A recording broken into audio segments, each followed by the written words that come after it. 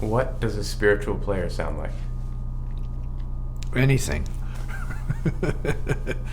Everything. Whatever a spiritual player could be. You mean a disembodied? Right. A disembodied player? Yeah. Or a disincarnate player? Spiritual player. Yeah, I think that's interesting language in this age. See, the so-called modern age. Right.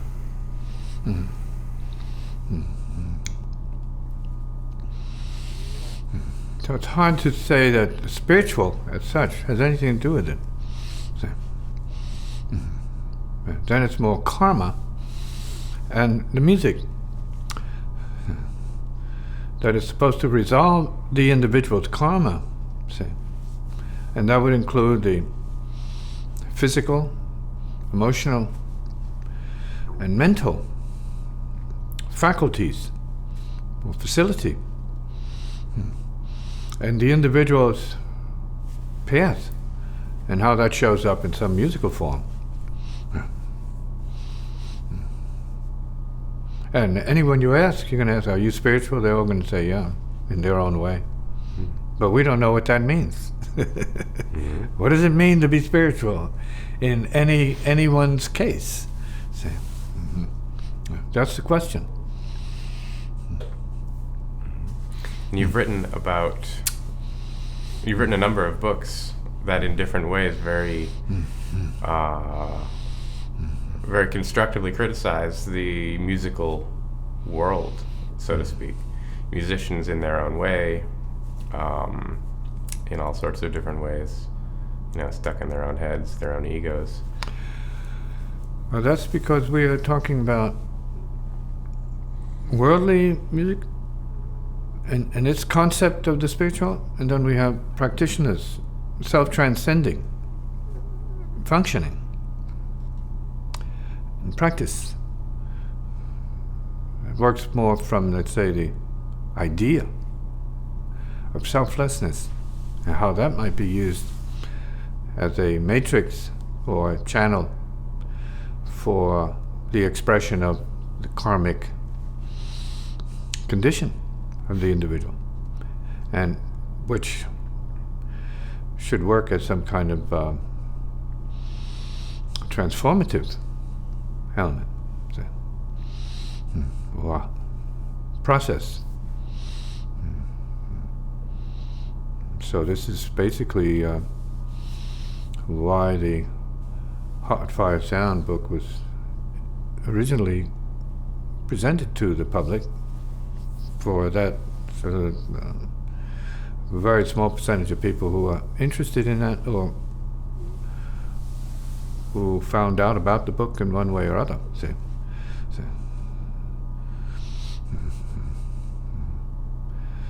So if we're talking about the transformational process from a spiritual viewpoint, that is a self-transcending viewpoint, so egolessness, which is nearly impossible to even conceive of in terms of music.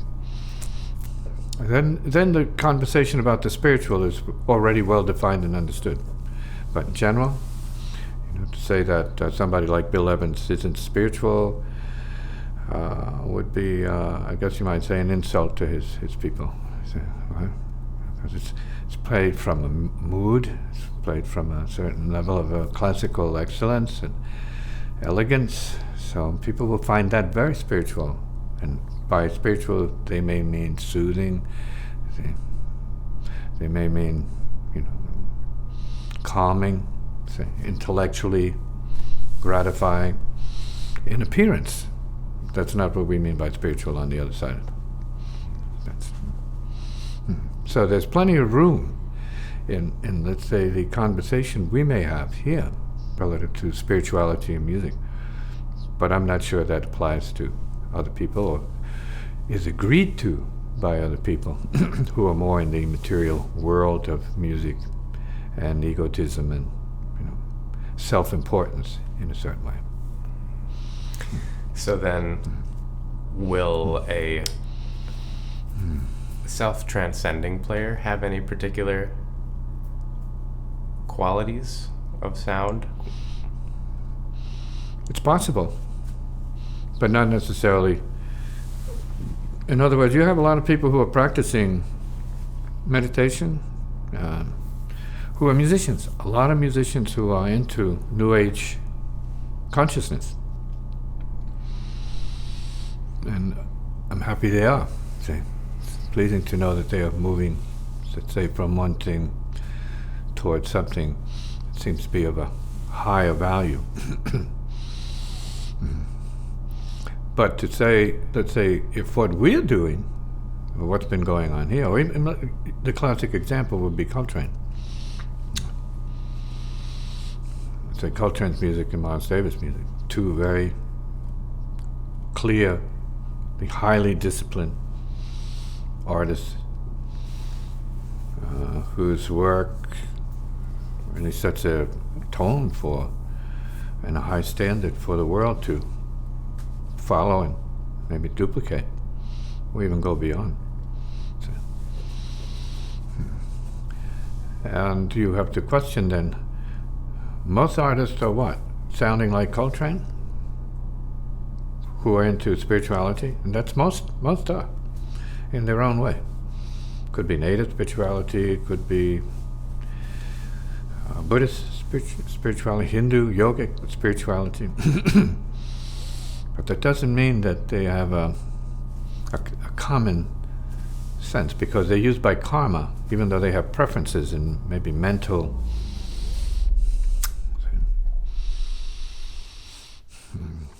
interest in the transcendent to a certain degree.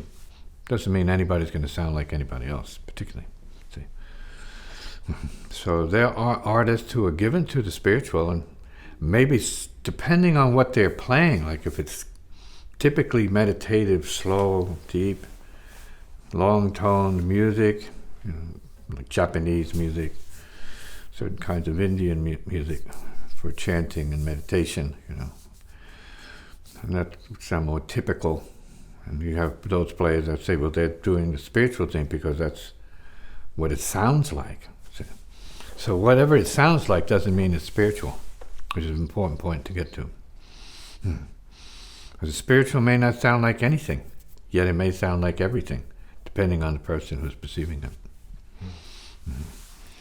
So then, is it possible to perceive the transcendent in music? Or particularly, is it possible to hear that in a musician who is practicing that distinctly? Depends on the individual. But it's not something you look for in a certain way, because musicians in general can sound like, remember, they specialize in imitation, so they can sound like anything you call transcendent, because that's what a musician is, an imitator, basically. See?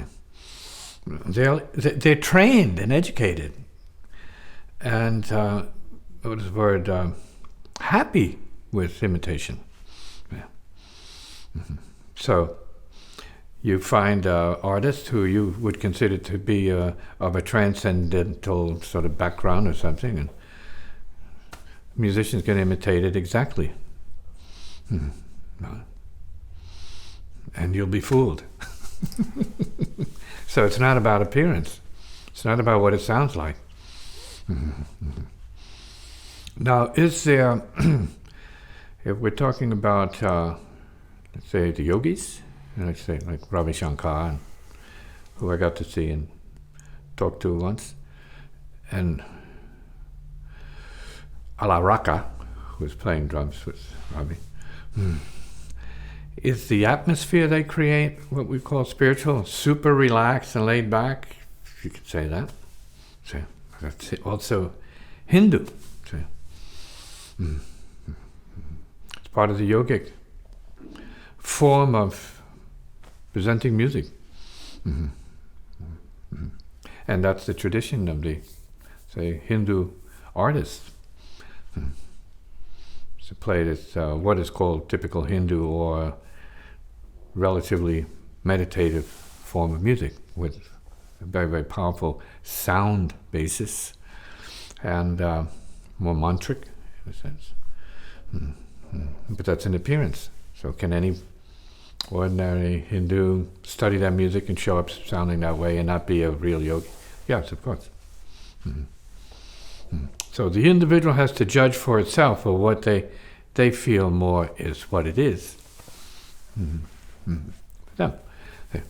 So, the kind of music we are playing here is very uncommon and hard to classify beyond a certain point.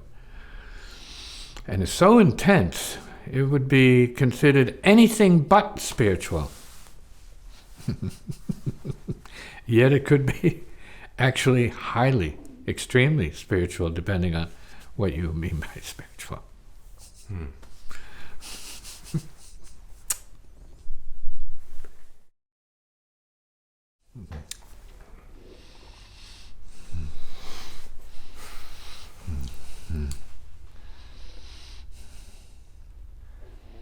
So maybe the better question is, what does transcendent music do? What's it supposed to do? Is it supposed to do something? Yeah, I think the speech, the language that is used in this case doesn't really mean much of transcendent. So music is music. Transcendence means beyond that. And beyond that. So the individual has to perceive for themselves what is beyond what they're hearing. And what are they hearing that is beyond anything else? Beyond what they heard before, beyond what they can hear anywhere else, and so on.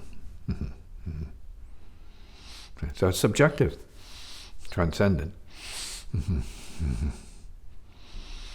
Now, when it comes to certain descriptions that I have given for people curious about what I've done in the past, and in respect to what you mentioned earlier about the TATHAGATA guitar, which is pretty profound, by some standards, and maybe absurd by other standards for some people. And you described it as a certain kind of blowout, and that for some is a demonstration of spiritual, expression. It's so intense that you kind of like feel that there's a light basis behind it. It's the expression of lightness. In other words, there's the implication here when you hear this kind of music in the form that it is showing up as. Say, well, there's a degree of mindlessness here. It seems like there are no rules. It seems like there's just raw emotion. Could that be considered spiritual? Absolutely. And spiritual then has to do with the liberation from barriers, liberation from, let's say, norms, liberation from rules and regulations, certain conventions. And then we go to the language of the ancients, and they say such a process then would be describing the transcending of the norm, transcending, going beyond the commercial or the conventional. And I'd have to say, yes, it's normal for some people to do. Maybe good practice, something to consider, going beyond what you are taught, going beyond what you know, going beyond what you've done. All of this is part of, let's say, the purificational side, letting go of, let's say, the concrete basis of what is called knowledge or knowing or doing in general, in terms of habits and so on. And another point about the TATHAGATA guitar, first piece thus, is that it seems very obvious that in addition to the beyondness, there is no resistance to what's coming in. I mean, it's almost a half hour of just downpour. Yeah. It's a downpour. And so there's no resistance from fatigue, there's no resistance from distraction, there's no resistance from self-thinking that maybe this is impossible. There's That's what I've heard. Yeah. That means it's not ordinary. It's not your average. And what you experience here in general is what that actually is. In the moment, expression of intense emotion, devotion. Say, to what? Say, to who? Why? Mm-hmm. Who can have such a heartburst for nothing? On the spot. Good question. Is that spiritual? Is it creative? Or is it normal? No. Depends on the individual.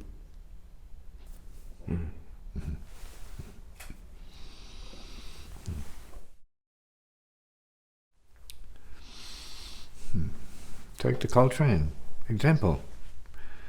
And what he was playing in the later years. And what appeared to be madness, chaos, craziness for some people. That's how they could describe it, because they weren't making any sense of what the intensity and what the power was, and what the volume was. That was being expressed or given, and what the meaning was. Got it? What's the message here? The end of the world or something? Yeah. Well, in fact, yeah. It's the end of his world. It's the end of his journey towards the end. And he was giving it up, which is maybe part of the creative process, the creative destructive process. Letting go, surrendering, not holding back, and that kind of full-blown heart expression. It's necessary for some. Otherwise they feel burdened by themselves. They're stuck in themselves and their limitations. And the music that we are addressing, talking about the Coltrane, let's say, spiritual aspect, was holding on to nothing, say, but heart. And we could say there are parallels in this music, similar, but the results are very different. But the intensity could be comparable. The message, the meaning is comparable.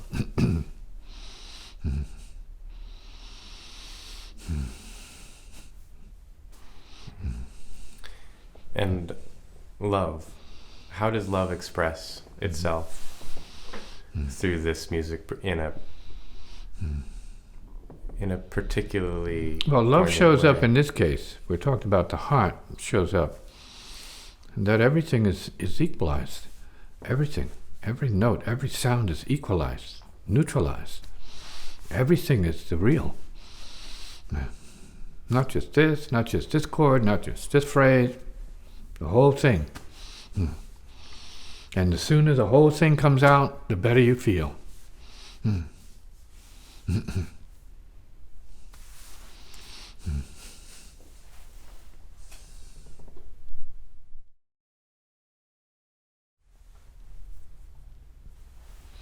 So,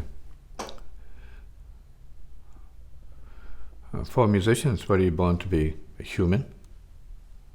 Are you born to play as a human plays?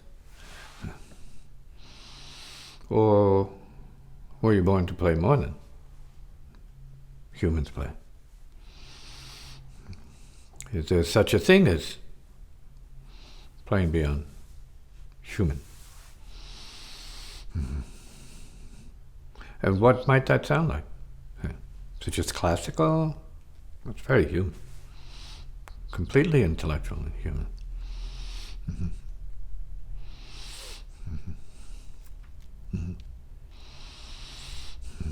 I would say more than that. Say, it's not the classical step, just one of infinite steps. So,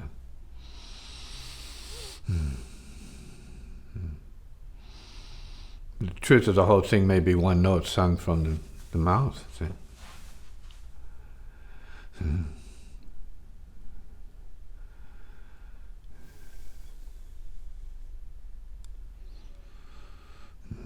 Is that the spiritual music? Right?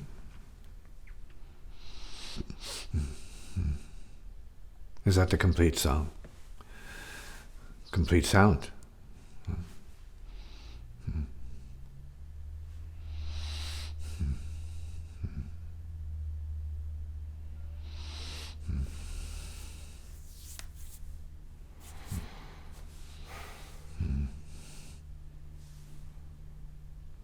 So is it one note, is it many notes, or what is it? Maybe it's all of it and nothing.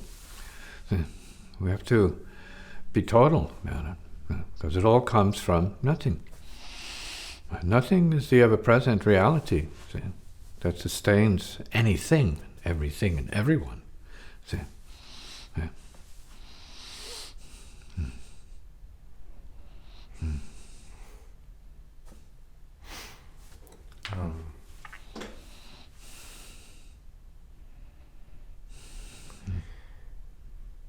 And when this music is coming through, one with the capacity to channel something in a particular way, train, you, there are very few that I can think of.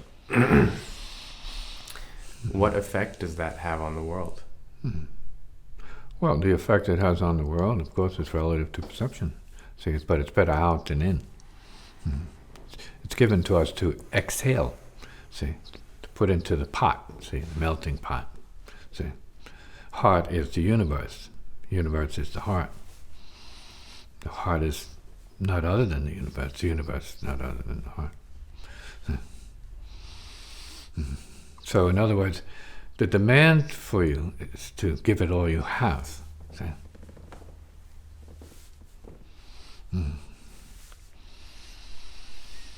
Anything less is half. Not full. And so this is very controversial, as it could be applied to art, science, or anything else. Or religion.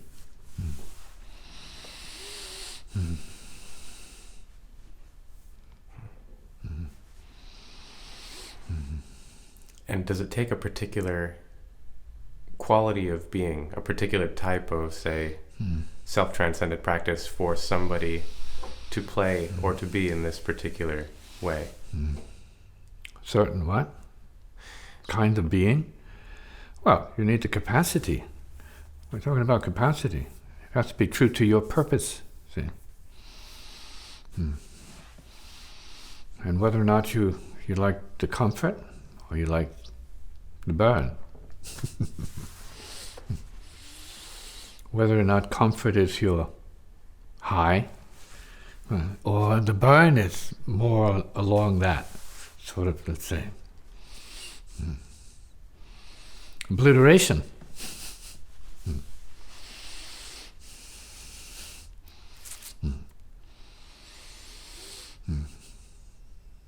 And what's true for the individual may not be true for anyone else.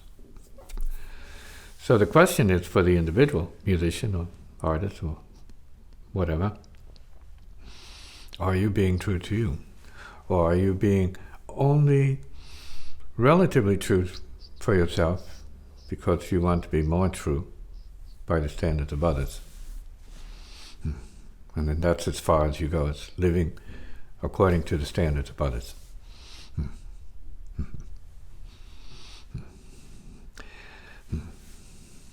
Comment to that. Here there are no standards. Well, you either have music in your heart or you don't. You can hear it or you can't. And here we're talking about the universe. Not just pretty tunes, but where pretty tunes come from. That's a cosmic matrix. It's a little particle. The music then is a little particle from the cosmic source. The real being so intense, you can't hear it. So fine, you cannot hear it exactly. But you are it, which is the paradox. You're being the light of sound, but you may not know it as such. Or the sound of light. Which is the same thing. They're called different because of the dimension or perception of what is showing up as part of the vibration of what is being considered. Say, what is the original vibration? Is it musical? Is it light? Is it light music? Is it musical light? Sound light? Yoga, realization of the light and sound of the heart. Whose? Where is it? Which one?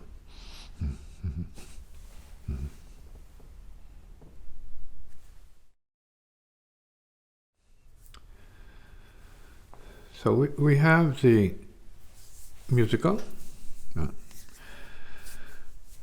and then we have the, say, spiritual interpretation of that, which implies a higher sort of quality or effect or process. And I would like to add, beyond that, say, whether it's true or not. So it can be spiritual, it can be musical, it can be jazzy, it can be classical, it can be pop, folk, ethnic, world. But is it true? Say, for the individual, is it true? That to me is more related to the true spiritual. What's true for the individual? What is the point of the individual if not the pure in itself? And what could be more important than that for the individual, for itself?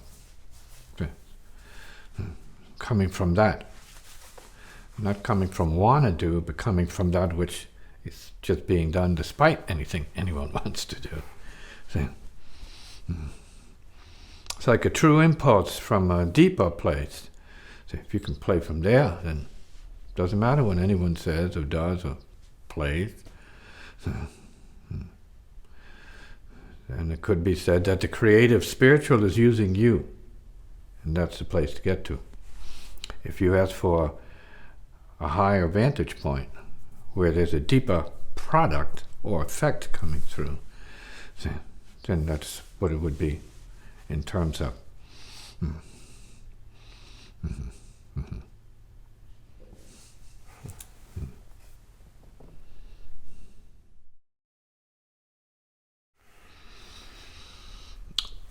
Only you can test the true for you. And whether it's the true or the deepest true, you have to determine what that is for you. Because if we're talking about the creative impulse at the level that I'm asserting it shows up as, then it's going to do what it does. It doesn't ask you for a thing. And it's kind of like a biologic function. See? When you're playing music at the biologic function, yeah, I'm interested. I want to hear that. And I don't mean what happens in the bathroom. I mean, I want to hear the organic, inner, pure, making itself known for itself, as itself, by itself, through all of your machinery. And it stands apart from that. And the individual knows it stands apart. That's the beauty of what is true in this sense. True sound, true impulse, true musical expression. It's all heart. It's already laughing and crying at the same time.